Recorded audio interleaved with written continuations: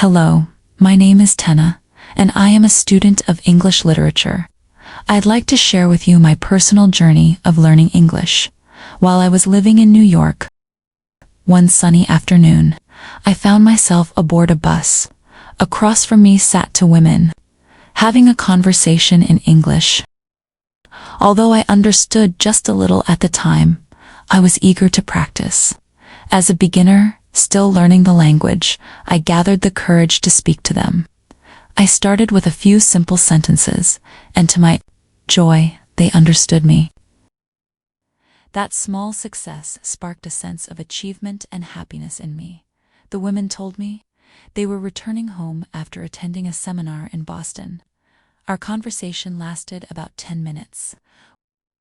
When it was time for me to get off at my stop, they exchanged their contact information with me, inviting me to visit them in California one day. This encounter fueled my desire to improve my English, and I began practicing more earnestly.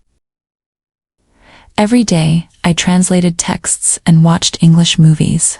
Within 6 months, I noticed significant progress in my English, but I still wanted to learn more. I made the decision to move to San Francisco to continue my studies. Upon arrival, I enrolled in a local language school.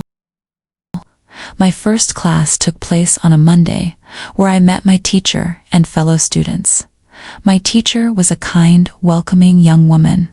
She greeted us warmly, and we dove straight into our first lesson. Our teacher explained that the key to mastering a language lies in communication.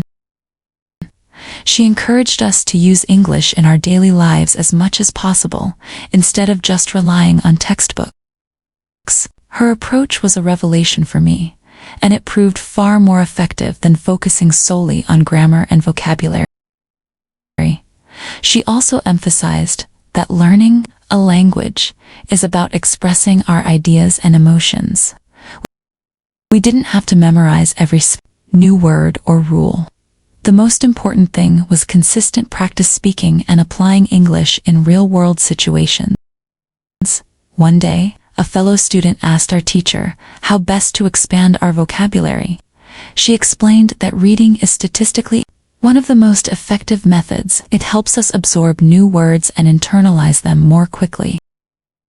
She recommended reading for at least 30 minutes every day, and suggested we choose books or texts that we genuinely enjoyed and that matched our current level of understanding. Whenever we came across a word we didn't know, our teacher encouraged us to use a dictionary, but also to focus on understanding the word in context. This method helped us retain new vocabulary more effectively. After a few weeks of persistent practice, I began noticing improvements in my English. I joined a local football team, made friends from various parts of the world, and even started a part-time job at a cafe where I could practice my language skills with real-life interactions. One day, a student from South Korea asked our teacher how to improve his pronunciation. He was concerned about his accent and how clearly he spoke. Our teacher explained that pronunciation issues often arise because we use different muscles when speaking a foreign language.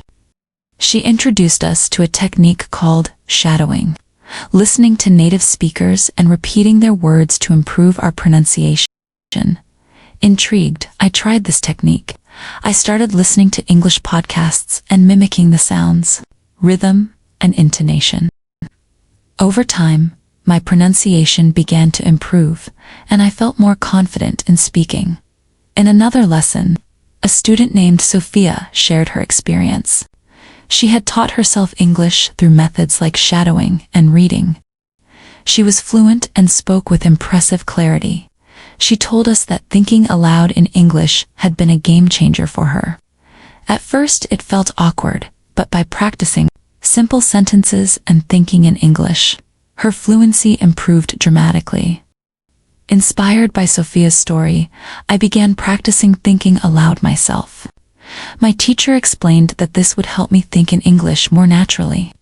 She was right. Once I started thinking in English, expressing my thoughts became much easier and more spontaneous.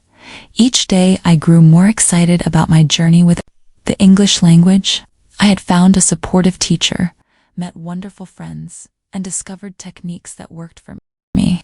My ultimate goal is to keep improving every day, and I am thankful for the chance to learn in such an immersive environment. Thank you for listening to my story.